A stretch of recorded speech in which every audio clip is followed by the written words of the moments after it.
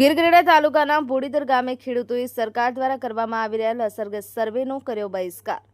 બોડીદર ગામે 1100થી વધુ ખેડૂતો ધરાવતું મોટું ગામ છે। બોડીદર ગામે ગ્રામ પંચાયતે ખેડૂતો થયા એકઠા અને આપ્યું આવેદન। 100% ખેડૂતોનો સમાવેશ કરવાની માંગ સાથે કર્યો બહિષ્કાર। આ સાથે જો યોગ્ય માંગ નહીં સંતોષાય તો વિસાવા દરવાડી થશે। આ સિવાય જય જવાન જય કિસાન અને ગોપાલ ઇટાલિયા જિંદાબાદના પણ નારા લાગ્યા। વોઇસ ઓફ ગીર ન્યૂઝ સાથે ઇરફાન લીલાણી, ગીર સોમનાથ।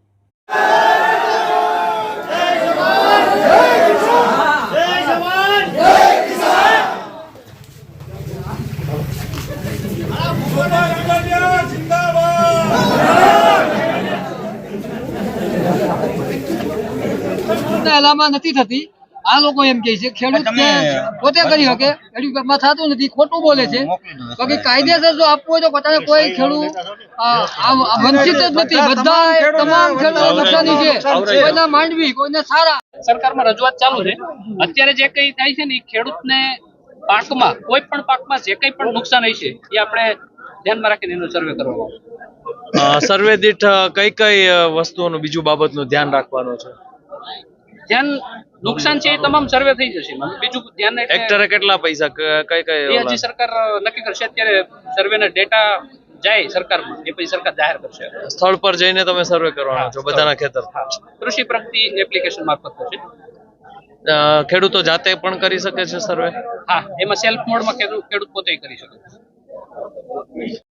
મારું નામ દિલીપભાઈ લક્ષ્મણભાઈ સોલંકી, ગામ બોડીદર, તાલુકો। શું પ્રશ્ન છે તમારા ગામમાં સર્વેનો કરવા આવ્યા છે? આ સર્વે કરવા આવ્યા ને અમે તો એમ કે ભાઈ અહીં કોઈ રહ્યું જ ને, તમે તારે સરકાર ઢોરાઈ લઈ જાઓ ને, દૂધ ખાય છો મોસ્તી ને તમારા છોકરાને બેડીયું ખાઈ રહ્યું છે, પણ અમને મૂકો કોઈ ક્યારે?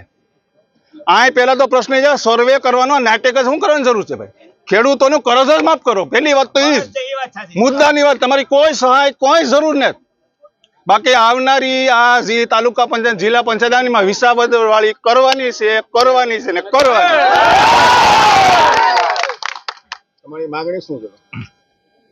સર્વે કરે તો સર્વે કરવાનો મતલબ શું છે? અમારી માંગણી તો સીધી જ છે કે કરજ માફ જ, બીજી કોઈ પ્રશ્ન નહીં। મારું નામ સુભાષભાઈ બાલુભાઈ વાળા, બોડીદર ગ્રામ પંચાયતના ઉપસરપંચ।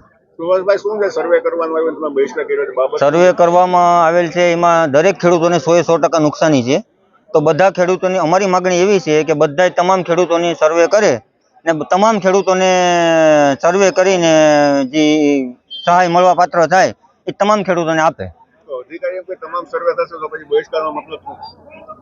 તમામ એ લોકો અધિકારી તરીકે એવું કહે છે કે ભાઈ જેને પાથરા છે, મગફળી પડી છે ખેતરમાં, મગફળી ઊભી છે, એનું સર્વે કરવાનું છે। અમે એ બાબતથી બહિષ્કાર કર્યો છે। ગામના તમામ લોકોને 100% નુકસાન છે ને 100% વળતર મળે એવી અમારી માગણી છે।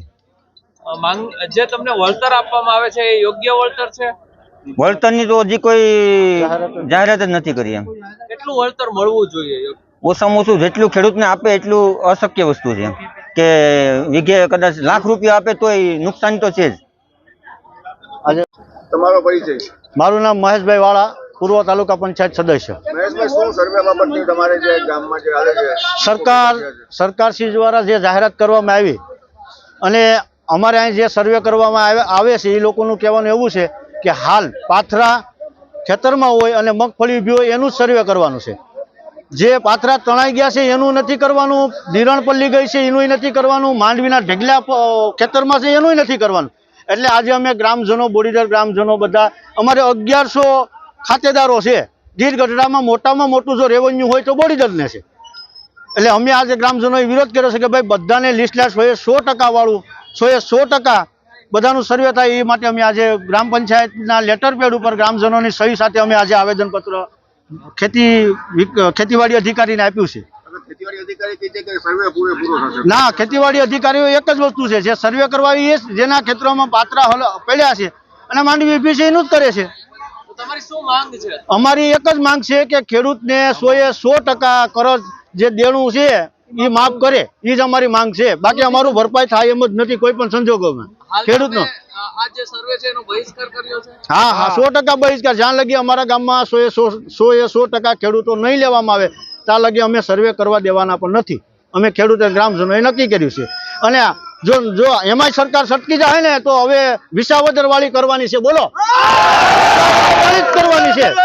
વિસાવદર વાળી જ અમે કરીને બતાવશું અને આવનારી ચૂંટણીનો પણ ગ્રામજનો તરફથી અમે બહિષ્કાર કરશું. આવશે હમણાં 2 મહિનામાં તાલુકા પંચાયત જિલ્લા પંચાયત આવશે. શું કરવાનું ખેડૂત? 5મા મહિનાથી ખેડૂતો રૂંધાય. 5મા મહિનામાં ઉનાળું પણ અમારું બધું પલ્લી ગયું.